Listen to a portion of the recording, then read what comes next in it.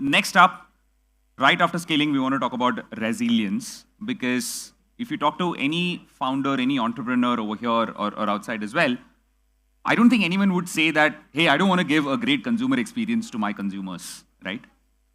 The reason why I'm talking about this is for you to give an absolutely amazing consumer experience, you would need fundamentally amazing technology that basically handles everything. You need systems that do not fail at all, right?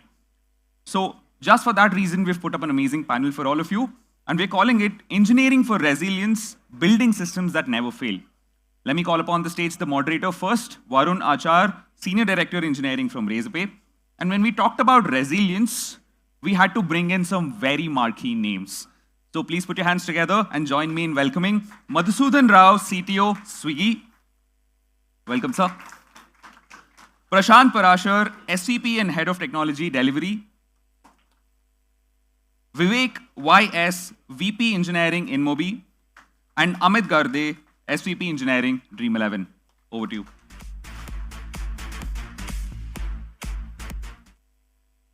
Thanks, Chetty, for introducing all of us and setting the stage for this very fascinating discussion.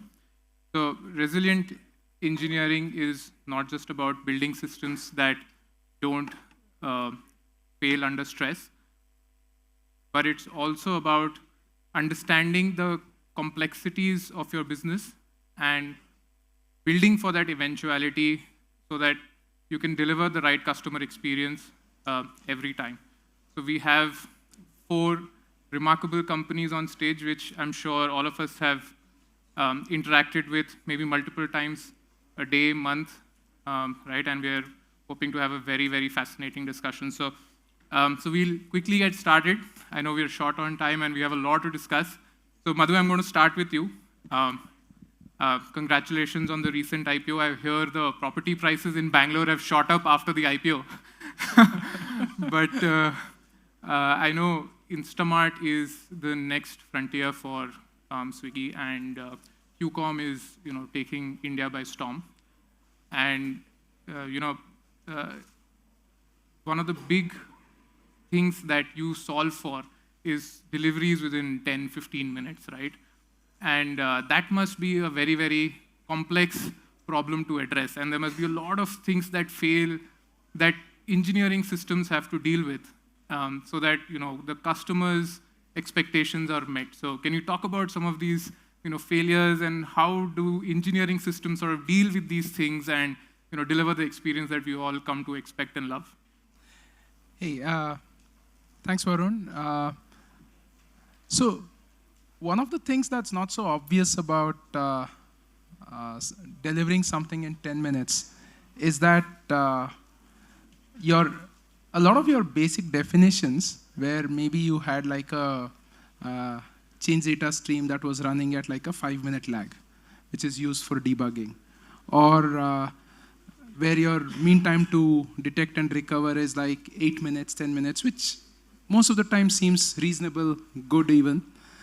All of those become like blockers for you to do any of this. Like in 3 minutes, if an order hasn't been relayed, packed, and handed to a delivery executive, there's no way we are getting those to customers. And today, we're seeing that we've, of course, been a big part of shaping this behavior, but this is also now coming back to us when, if and when there's an incident where customers are asking what's happening with my order in 3 minutes. And if these systems are not in place, like obviously there's a lot of other things. For example, getting like loss of physics, which is you need to have a pod or a dark store close enough to customers.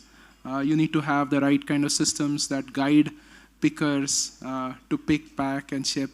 A lot of those are there. But the things that you also need to think about are like things that are in many companies what are called platform fundamentals, right? So those significantly get reevaluated.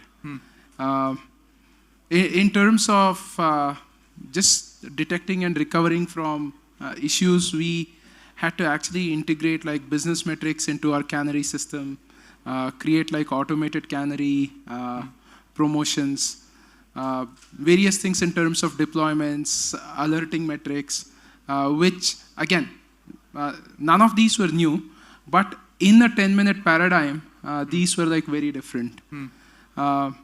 Yeah, and then like just now I saw someone who was like trying to figure out which coffee they want for like 30 seconds.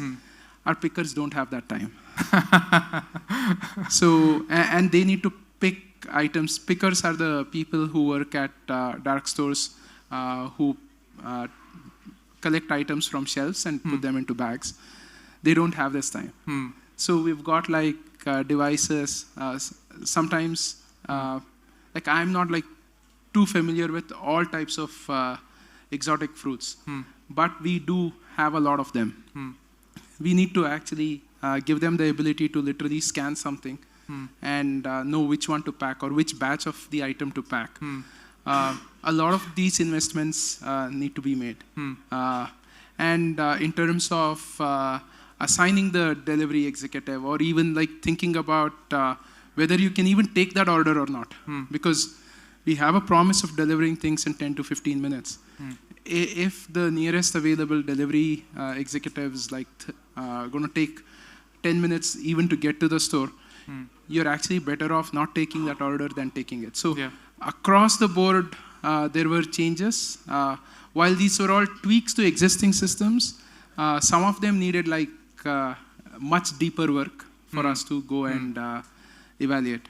In a microservices environment which is operating at the scale that you are, a lot of the things must be asynchronous in nature. So getting that, events across the entire ecosystem for a delivery agent to actually get started and start the work, that I'm sure they must have also taken a lot of engineering just to get those events in place in time, and there must be very tight delivery guarantees for all of these things. So did you do something around optimizing for those things? In fact, that was the first thing I touched upon, which is the change data stream. These are all like think of them as events or logs that are emitted by your data stores. They all get to this one common place from which systems can work on them and decide what to do next with an order. Those cumulatively had delays of about 5 to 6 minutes. Now, for various streams, of course, some of this comes at a trade-off of infrastructure cost. But we had to actually tweak it to the point where the delays had to come down to less than a few seconds. And especially in our messaging systems, even in our choice of whether we do something synchronously or asynchronously, we had to rethink them. And another big one was we were all in on microservices.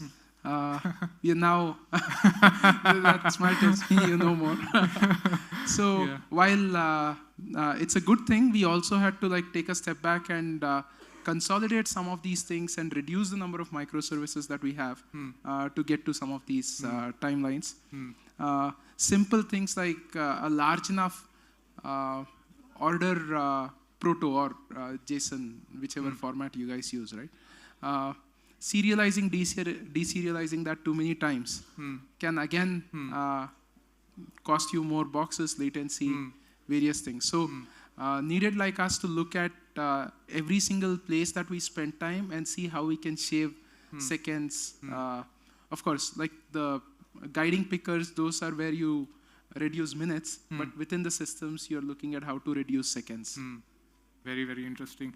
So, shifting a little bit to more global deliveries, delivery delivers to 99.5% of India's population and, 220 countries globally. And that's an astounding number by any measure, right? And so I'm sure there must be a lot of complexities in this whole network of logistics that you have to deal with.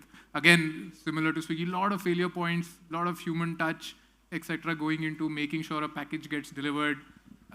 What are the systems that you use to sort of ensure that these things are smooth and seamless for customers? Yeah, thanks, Varun.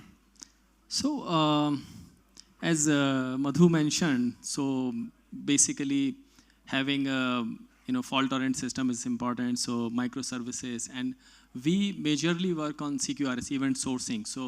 So that our systems are distributed, our problems are also distributed. On a given day, we don't face problem in all the systems together. So we have to isolate those problems from, say, last mile to mid mile to first mile. All those systems remain separate while replicating the data using CDC pipelines. That has to be resilient and has to be monitored through observability. But one of the aspects I would like to cover, and Madhu covered it briefly, is that resilience is not just about being reactive. It starts from planning your architecture, like if you're going to have event sourcing, you're going to have microservices, or you're going to have, say, bigger systems, because all of those layers add to the complexity of the system and ultimately will end up making your system less resilient. On another side, on the business side, you also need to start thinking about resilience. So I'm sure all of us would remember the days when Big Billion Days started and all the e-commerce sites started going down at 8 a.m. in the morning as soon as the traffic starts, because there used to be advertisement that sale starts at 8 a.m. right, or sale starts at 7 a.m. and 7 a.m. everybody would log in for that 20,000 rupees iPhone, right? So and now if you observe later on, everybody stopped showing the time of sale in the advertisements. So that is what the change that you from engineering or technology you have to drive to the business, that this is what would cause us being less resilient or more resilient. And then you have to build systems where you put certain feature flags, etc. For example, for delivery, if I have one of the delivery center, last mile delivery center, which can deliver 2,000 shipments a day. And suppose today some Amazon or somebody manifests 5,000 shipments for that center to be delivered tomorrow. There is no way I can't just add people like I add instances on AWS, right? I can't add space in my center to deliver so many packages in a day. So then I have to have features in my system where I'm able to stop those packages coming in. I have to stop that activity right there so that my system is not choked ultimately, because some route or some center is going to get choked. So and this is true for any business, not just for logistics. For e-commerce also, you would have seen like on huge sale days, some of the websites will switch off your My Order section or will not show orders more older than 6 months. So I think those are the changes that technology leaders have to drive with business, that what are the decision calls that you are taking and that protects your system. So that is first step, I would say. And second is your observability. And observability is not limited to tech systems. Observability of business metrics is very important when you want to determine whether system is under stress or not under stress. So building observability across tech and business metrics is important. Building observability along your data is very important. Whether data that in CDC pipeline, there is data that is coming in, say if one source gets switched off for some reason, you will still get data, but the data would be incomplete. So you need to build observability which verifies, validates whether you are receiving complete data or not, on which all the business decisions are taken. And then obviously third option is being reactive, where also from a technology perspective, you have to build a lot of feature flags. You have to build a lot of muscle around what all you can switch off, how quickly. As I mentioned in, say, My Orders example, that is an example of what you can switch off and switch on, how quickly, who will operate it, and when this happens, what will you do? So I think all of these things together makes the platform resilient, not just, say, choosing an architecture. Interesting. Amit, cricket is like religion in India, and there's a joke which says that cricket is the only religion where even atheists pray for divine intervention. And when Dream 11's traffic hits, I think everybody's hoping for some divine intervention, especially in the payments ecosystem, right? So I wanted to understand, what goes behind the scenes in Dream 11 to, plan for an event like this, where, it's not usual amount of traffic that hits so suddenly in such a spiky manner. So what goes behind all of this? a lot goes into it. I think we spend a lot of our time worrying about spikes in scale and traffic, so much so that for spikes in particular, we've coined a term for it in-house. We call it impulse engineering. And it's inspired by a term in physics. Basically, an impulse is the product of a force multiplied by the time over which it acts. So in this case, if you have a really large, big force and a very small amount of time, that's when you get the classic spike. So there's a lot of things you have to do. I think the important thing is to have a structure about how you operate in dealing with spikes. A lot of it is not necessarily very cutting-edge technology. It is, bread and butter distilled common sense. So one set of things is you have to know your systems. You have to load test them. You know what their SLAs are. You have to have the metrics on observability to know when it starts to degrade. You have to know how much you have to provision for an anticipated level of traffic. You need to know how much headroom you have, right? Beyond that, there are observability and instrumentation things. So in this situation, knowing that a spike is imminent or the spike has started and how sharply ramped it is, as early as possible helps, right? So even a few seconds or tens of seconds makes a huge difference in your ability to cope up with it, right? You can take preemptive actions, you can start ramping up capacity. So you have to invest a lot in those kinds of things. We've actually, in addition to the usual logs, metrics, traces that everybody does, we've actually started to push this notion of observability all the way into user behavior. So if we can anticipate that this sequence of user actions on the app means that they will all start converging on this transactional choke point maybe a few seconds later or a minute or so later, that gives us some breathing space to sort of start ramping stuff on. So you have to push these boundaries as well. You have to sort of do it all the way up into as upstream observability as you can make it. The third pillar, I would say, is architecture. You have to sort of, there is no technology that exists today. If it does and I'm unaware of it, please pitch me afterwards, where things like data stores can scale instantly as the traffic hits, right? So you're always doing a balancing act between saying, how much do I need to provision that I don't get knocked over, but at the same time, I'm not burning so much money that it's not worth it. And that involves a lot of modeling of user behavior, traffic, past patterns to sort of see, can we get a range for the kind of spikes that we anticipate? Because we'll always be trying to provision so that there is a certain baseline that is within reach. You can absorb some spikes in that headroom. And we need enough of a buffer to be able to sort of give us time to add capacity faster than the traffic hits, right? And that modeling can be fairly complex, right? So we try to anticipate, some things are obvious, right? I mean, everyone knows that day one of the IPL, you're going to see huge traffic. But what is the spike beyond that baseline expectation? And what do you do when it starts hitting when you didn't anticipate it? That goes to the fourth pillar. What architectural levers and choices do you have that give you that flexibility or optionality in the moment to be able to do something about it, right? One aspect is you have to bring down the time it takes to provision capacity to shave off as much as you can. That means something that might seem obvious, like look at what your machines are doing when they boot. Are you doing silly things? Can you bring that down later? Don't do certain things at all. There's a paradigm, for example, where you bring up an Elastic Cloud instance, an EC2 instance, for example, and then it provisions itself. It pulls in config.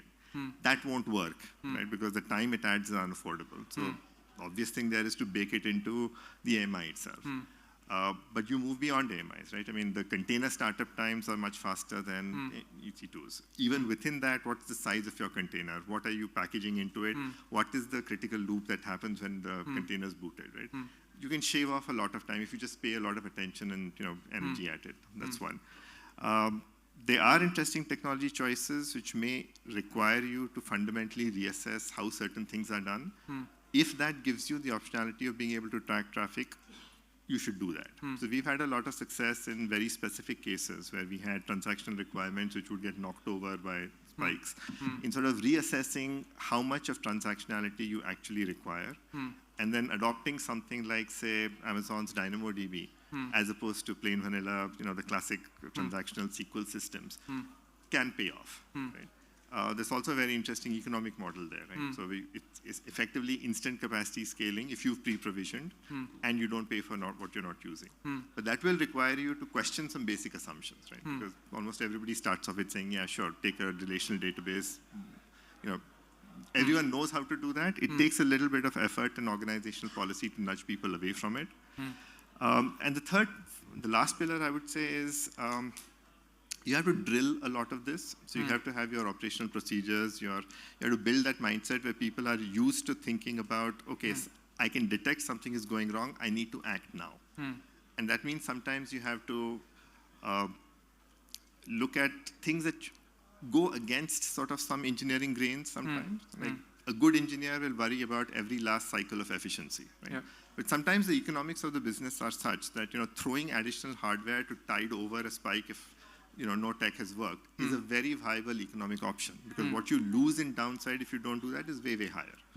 Right? So again, some of good engineering practice may need to be unlearned or questioned a little, given what you need to do to survive spikes. I could go on forever, but I should probably stop here. Yeah. Do you also practice chaos engineering in production to plan for these events? Oh, absolutely. So we have actually, we use a bunch of tools, and we've also built a fairly sophisticated in-house system that injects various kinds of faults. So whether it is crashing things randomly or introducing latencies or corrupting messages and so on. Very interesting. So Vivek, your systems, InMobi systems have a very different scale requirements. They're a combination of not just high scale but also low latency. And talk to us about the insane numbers. You told me some, so I want the audience to hear from you directly. But I was awestruck. I'm sure everybody would be. But talk to us a little bit about these numbers and what does it take to build systems of this nature that serve the sort of volume that you get. Yeah. Thanks, Varun. I think one of the best part of going last, especially in this kind of topic, is I think the fundamentals are kind of covered, right? And the unique part of, I think, adds problem space, I think, is scale inherently is very large and very different. The order of magnitude itself is very different, right? To give you an example, our front-end traffic, the main service which receives the traffic ad requests, are at a QPS of 300 million requests per second, right? And the word resilience has a very different meaning in this context, because it's not just that system correctness or system being available is sufficient, right? For us to deliver value to our customers, I think we also need to be making sure that we are identifying the right ad to the right user, right? So, which means in here, your system needs to be up, that is for granted, but it's not just that, you understand every aspects of the request very well, right? So the semantics itself is very important. I think some of the aspects that Prashant spoke, or even Madhu spoke, which is how long it takes to serialize, deserialize messages. For us, we operate, the overall ad gets served somewhere around 100 milliseconds, but you can imagine to decide whether to serve an ad or not and what ad to serve goes through a bunch of funnel, I would say, right? And each of that is like in 7 millisecond to 10 millisecond latency. And at the scale at which we are, any service degradation kind of ends up dropping the request. So that is one of the challenge. I think the second part, I think, and I don't know whether to put it fortunately or unfortunately, the scale at which we are at, throwing money in terms of hardware is not an option, right? To give you some example on that front, the whole hardware that InMobi runs predominantly is on spot instances. Wow. Okay, so which means you are inherently built to assume that failure will happen, deal with it, your system should work with that, right? So that introduces naturally a lot of challenges. In fact, anybody who has run any data processing would know that if spot instance goes down, the whatever the chunk of the data that is supposed to be processed has to be reprocessed, right? So we have made optimizations where I think the default optimization in the world of Spark, for example, is if an executor fails 4 times or 3 times, it basically marks the job as failed, right? So how do you make sure that you don't reprocess the same chunk more than 3 times while you are still on spot, right? So that's another challenge. Actually, I'll give you another crazy interesting fact. Q4, which we recently done, For ads world, Q4 is one of the largest peak in traffic. We ran out of the instances that were available for us in a particular availability zone. Okay, like we had to get on a call with, we were then on Azure, and we had to get on a call to make sure that the instances were there. While of course they couldn't guarantee that, and we had to set up on another availability zone in a couple of hours. Wow. So which implies also that your system needs to be built in a way, those pipelines can be kind of changed endpoints, and you redeploy and direct the traffic. So while this is on the engineering front, right? In ads world, again, there's an intersection of both science and engineering in here.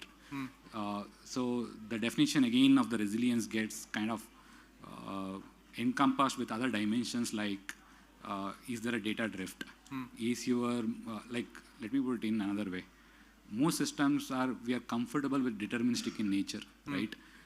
If you, for example, in traceability, you would assume that, okay, if a particular request goes through all your services, your logs will kind of show you what is happening, and you would be able to reproduce certain issues. In here, you can't even guarantee. Let's say I'll give you same request comes second time within few seconds. Okay, they take completely different path. You may end up even not serving an ad because you might have previously served, right? And how do you value that particular request? Everything changes. So this nuance itself introduces a lot of challenge. So the instrumentation at every stage is very unique and very critical, right?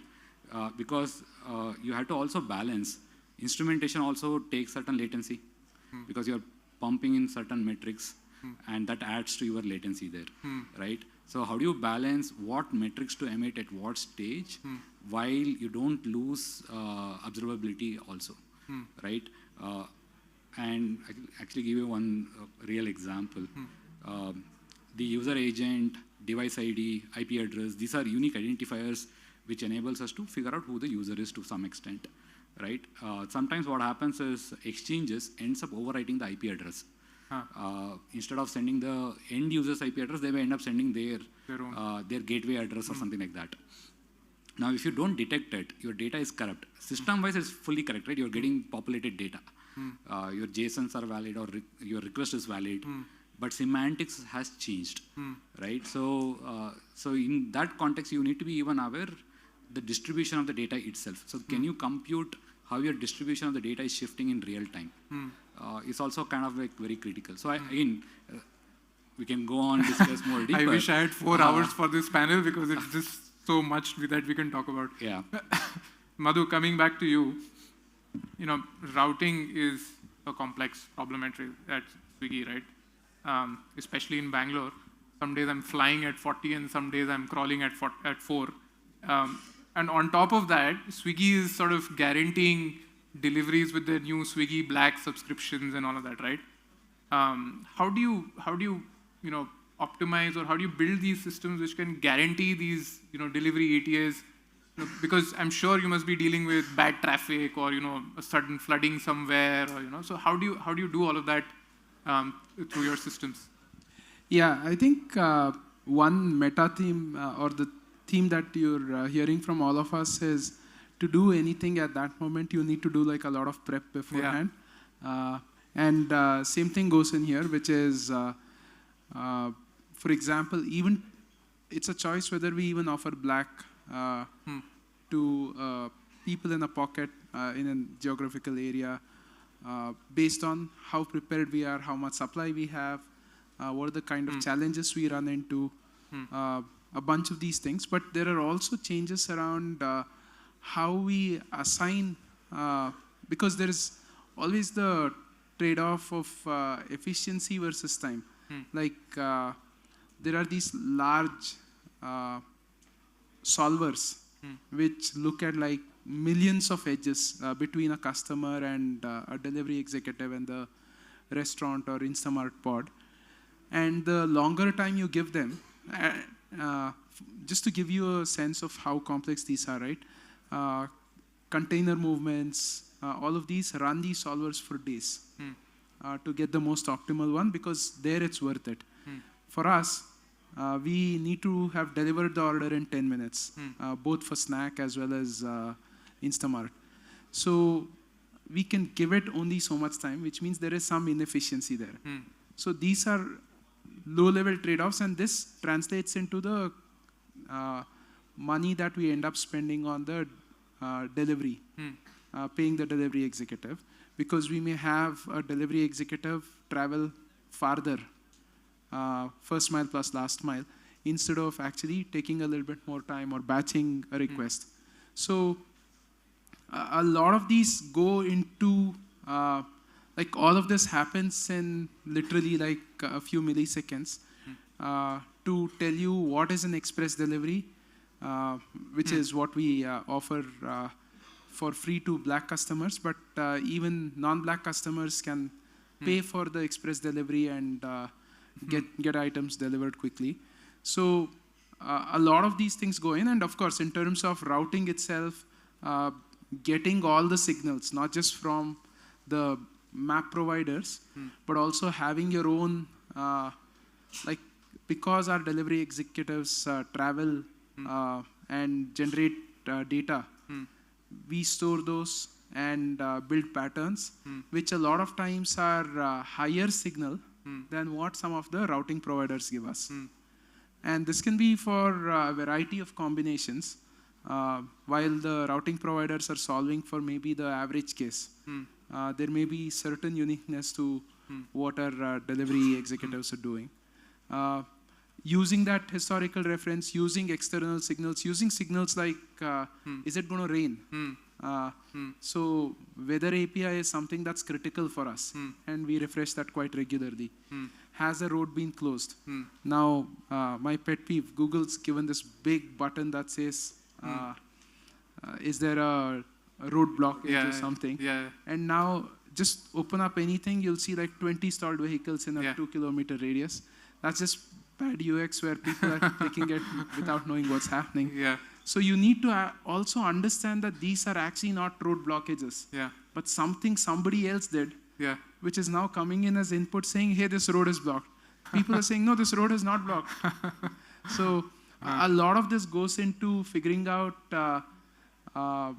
adding a little bit more of your domain context or knowledge that you have over and above what various providers are giving you, and of course, getting all the right signals, including which is the right gate to enter within a large apartment complex, or what's a better, like the distance may be longer, but the time to travel may be shorter, or even the wait time at gates may be different. So a lot of things go into figuring these routes out.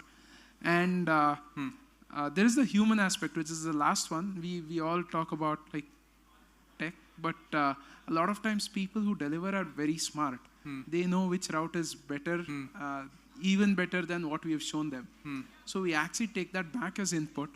And if a person's doing that enough times and we see that they're beating the promised SLA that we have, we actually say, you know what, this person knows this better.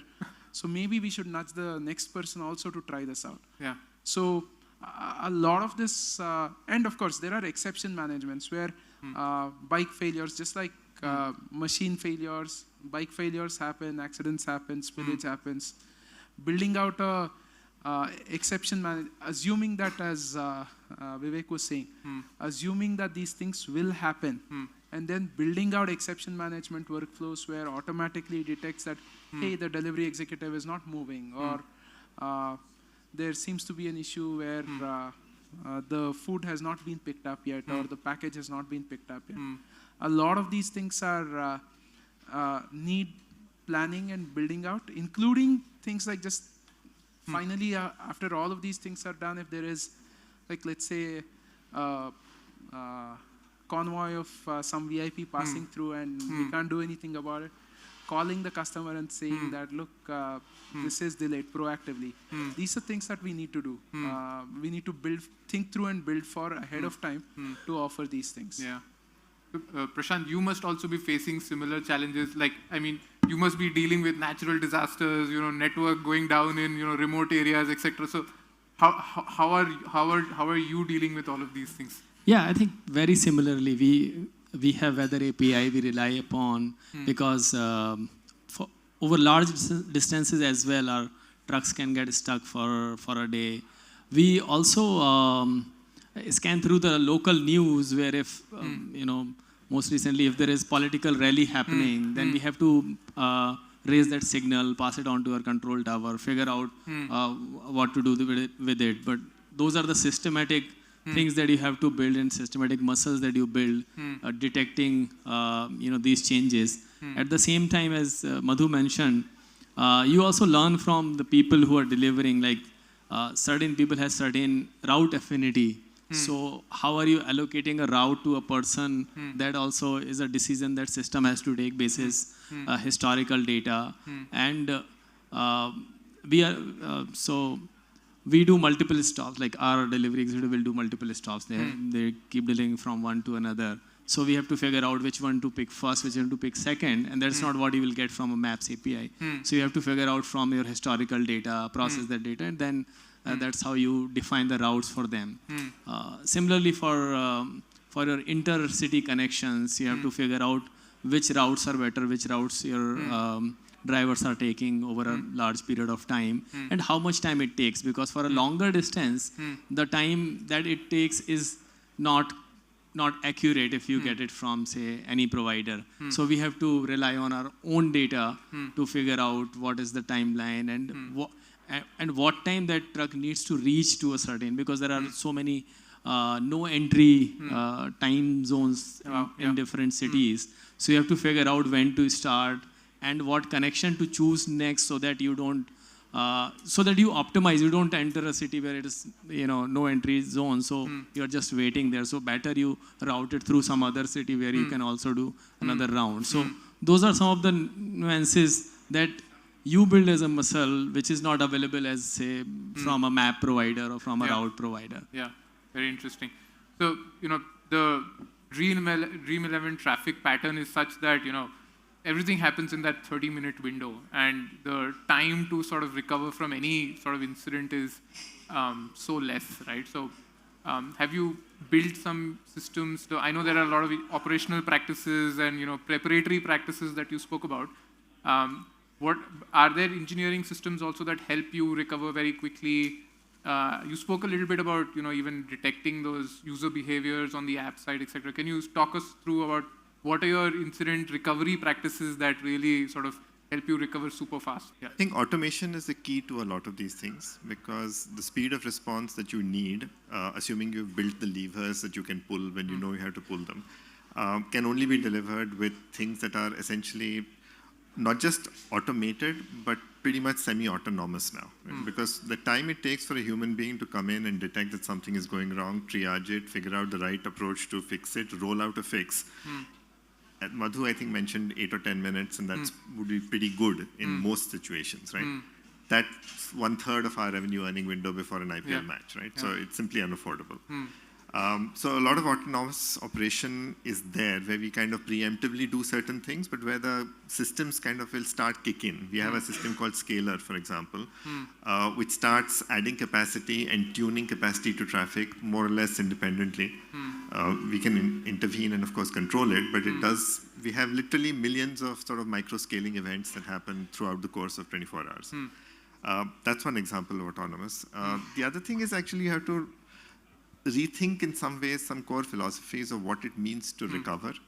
Because if recovery means figuring out something went wrong, what went wrong, deciding what to do about it, and then restoring function, you pretty much lost a lot of time which you can't afford. Right?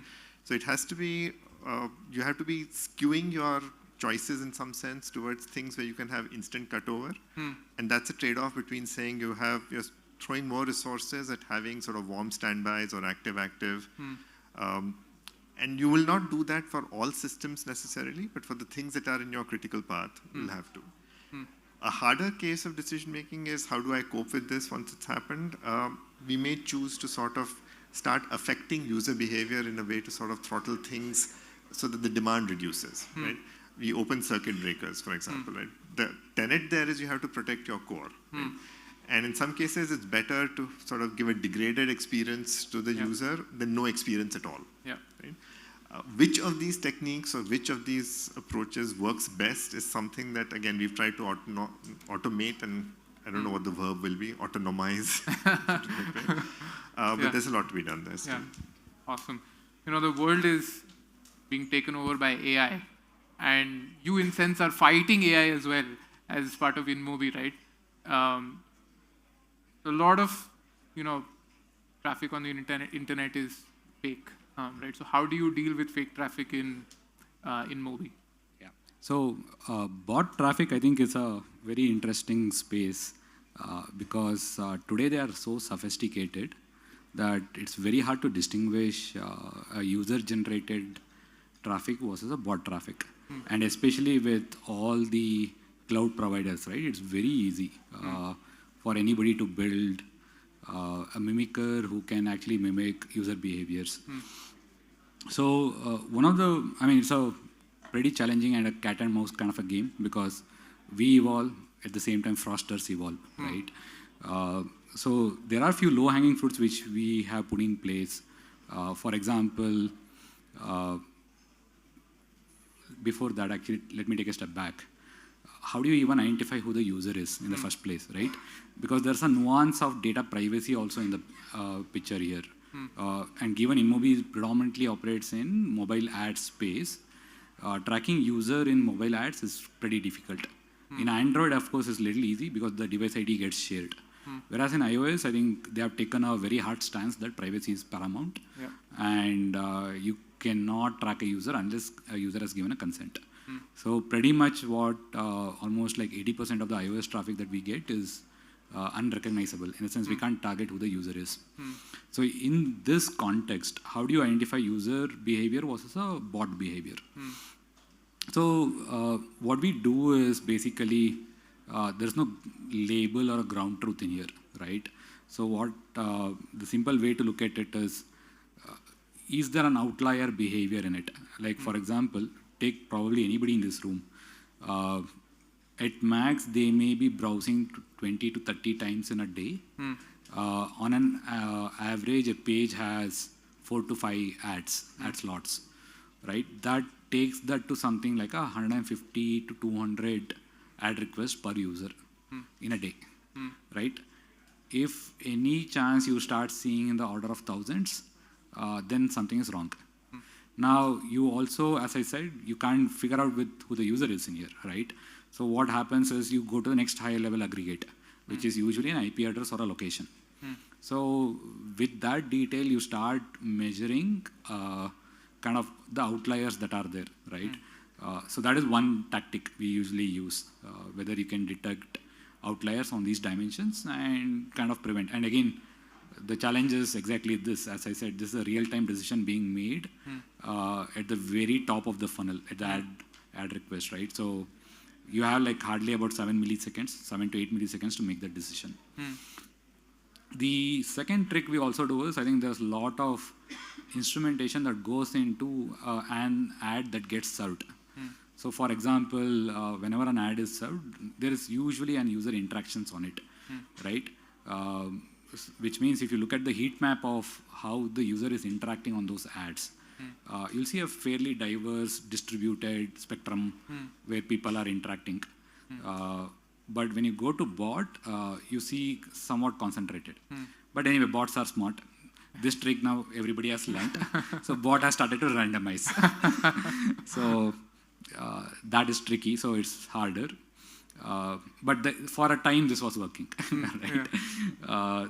There are several such ideas, and as I said, I think it keeps evolving. But I think the invariant in here is basically you understand how the money movement is happening, right? And thereby you can figure out, like for example, for us, the critical thing is, can we deliver ROAS or revenue on ad spends to any advertisers, right?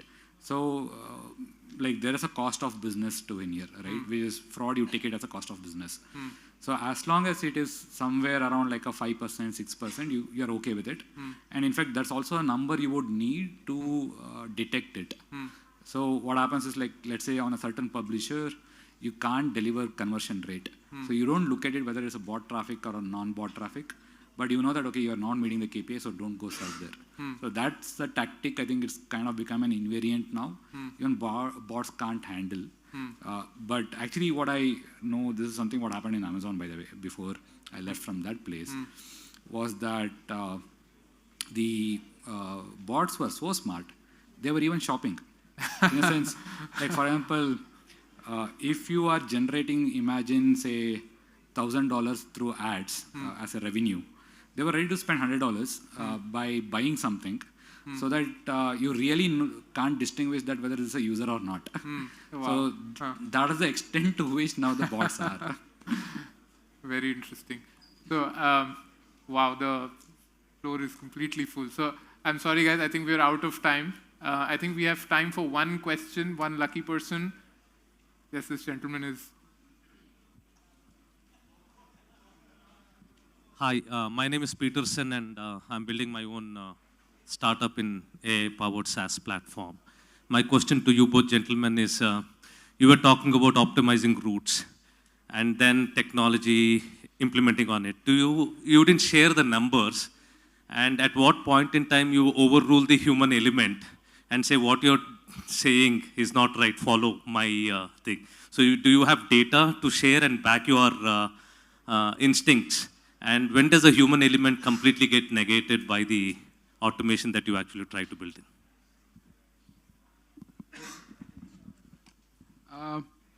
We give benefit of doubt to the, our routes are also short. Maybe Prashant will have a better thought through answer.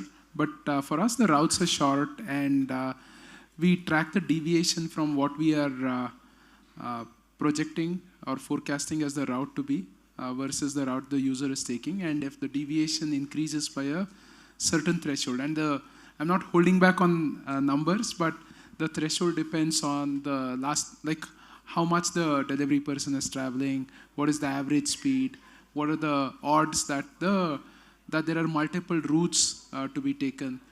That's what you explained. Yeah. At what point in time you overrule a human element? There is no overrule. We send a nudge saying, hey, you seem to be going off route. Finally, He might still say my route is the best. no, it's, at least with us, it's less of a dialogue. We send these nudges, but the thresholds are very contextual. I can't tell you it's at 3 minutes, 5 minutes, or 30%. It depends on, like if you're literally at the gate of a society and now suddenly start moving away, you'll get a nudge.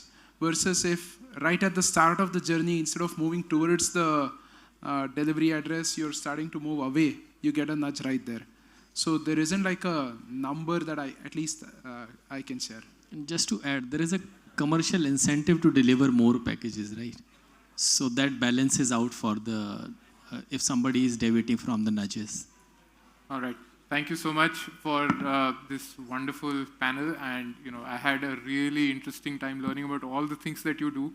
I'm sure the audience also learned a lot. So thank you so much for making the time and coming and teaching us about all the practices you follow. Thank you so much.